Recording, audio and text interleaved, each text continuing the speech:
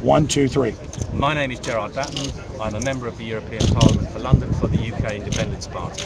And we're here today outside the Grove Hotel where they're having the Bilderberg meeting because I'm one of those many people from many different political points of view who are asking the question, what are these people meeting for? I think this year is very significant because it's the first year in 59 years that we've actually got members of the mainstream press and media turning up to actually interview people like me and Alex Jones, who's here and filming me today, and asking what's going on. That's a major breakthrough.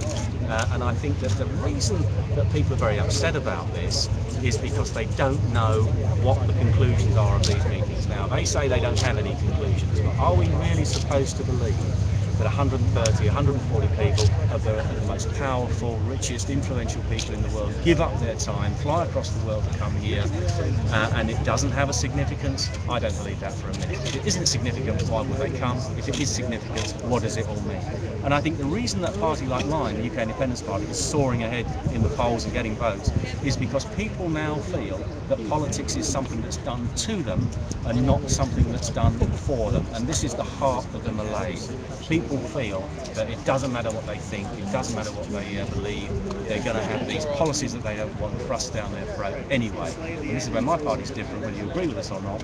A lot of people feel that we're sincere, we actually stand for certain things, and that's why they're voting for us. I heard you speaking with the London Telegraph just a few minutes ago, and you've obviously done your research because it's been declassified. The CIA funded the creation of the European Union.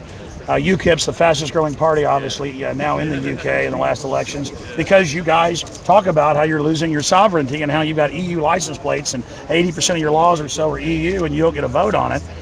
But again, it's a corporate group that took over America, created the UN, created all this. It's not even really America, but it was the CIA, kind of this corporate body that's anti-free market, kind of monopoly man, that did set up the EU to get rid of the sovereignty of Europe. I mean, if Hitler would have come up with a corporate plan to take over, we'd all be... He did. Because, in actual fact, in 1942, the German German Central Bank, under Dr. Walter Funk, along with leading industrialists, said, how are we going to run the economy of Europe after we've won the war? Because at that time... You know your stuff. The EU is a Nazi plan. Europäische Wirtschaftsgemeinschaft, the European Economic Community, that's what they called it, and it had a common agricultural policy, a common this policy, a common that policy. And I haven't done enough research on this, but I'd be willing to bet that some of the civil servants that drew that plan up actually found jobs 10 or 15 years Prince later. Bernhard was an SS officer and he was the founder.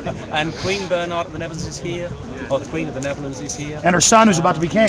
And she comes to every one of these. Okay, so specifically though, talk about the 60s and that vote and the CIA funding the Euro. Well, 1975 was the last time that we had a referendum in this country, and it wasn't about joining the EU because Ted Heath had already taken us in with no mandate, no democratic mandate to do it. But under a trade deal, just like in the US, we're under free trade. That's what they told us, but everybody who knew anything about it knew that wasn't the case anyway. But anyway, we got in. Harold Wilson won an election saying, I'll give you a referendum on the EU, and it was about whether we should accept his renegotiated terms, stay in or get out. And we don't know the exact figures, but the CIA put money into the Yes campaign. The BBC had meetings every day to make sure that there was a Yes vote delivered. Major organs of the press were involved in that. So the no vote were totally outspent and outclassed in terms of the campaign. So is this not a corporate takeover via EU government? Well, that was the CIA, so presumably they get their money from the government. So I see this as an instrument of American foreign policy at the time, because as Henry Kissinger said, who do I talk to when I want to ring Europe? He doesn't want to ring 20-odd individual nation states and have to worry about dealing with them. He wants to deal with one centralised authority, a United States of Europe. So I see this as your corporate idea may well be very valid. Well, sure, it's Bilderberg that gives the orders in the U.S., though. It's the main contingent is Americans and Brits, and then some EU. We've gotten their minutes, we've gotten their documents. They say what you just said. Carroll Quigley, who was allowed into their minutes in the 60s, wrote Tragedy and Hope, and he said, autocratic thing run by central bankers, end of freedom, controlling both major parties and countries, Democrat, Republican, Labor, Tory, creating the illusion of choice. The fact that UKIP's getting so popular, speaking out against the New World Order, they criticize you guys then, but it only makes you more popular. Does that signify that people are awakening, and people like Nigel Farage and yourself are kind of the Ron Pauls of Europe? Well, I don't claim any great status myself. Basically, what we're doing, I think, is asking the questions and trying to come up with some answers. And I think more and more people are aware that politics is not being run for their benefit.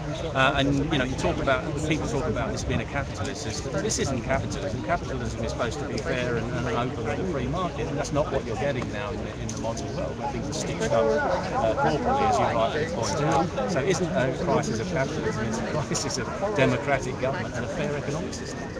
Sure. Last question. This huge lobbying scandal, members of parliament resigning and things. Isn't this the big lobbying scandal right here? They've gotten in trouble for criminal lobbying before, back in the 70s with the Lockheed Martin scandal and Prince Bernhard. Well, I think that George Osborne is here, who's a minister of the government, as indeed Kenneth Clark, may well be in breach of the ministerial rules, because that lays down that they're supposed to be open about who they're talking to, particularly with members of the press. They're supposed to log everything. And you've got people here who own vast swathes of the media in one way or another. So I think there may well be some questions asked, but I wouldn't hold out much hope of actually anything being done about it. Is UKIP going to call for criminal investigations of this? Well, I think what we do when I get back to my office, I'm going to be looking at the rules in detail and writing to David Cameron and raising the issues that I think are relevant. So we'll do our best. But I've written many letters, Alex. A lot of them get ignored and don't often actually result in much action. But big things have small beginnings. Yeah. If you could speak for 1 minute to the Bilderberg attendees, the royalty, the people, the corporate barons, the government regulators, the EU bureaucrats that are arriving with people that they regulate, if you could say 1 minute of words to them, as a member of the European Union Parliament, what would you say to them? I would say, if you were really here to talk about things in the public interest, which is what they maintain, why do you think you can achieve it in secrecy? Why wouldn't you achieve more by being public? Okay, you could have a discussion about what the problems are and the solutions in private, but any decisions that you arrive at, any policy recommendations should be in public, because you need to take the public with you.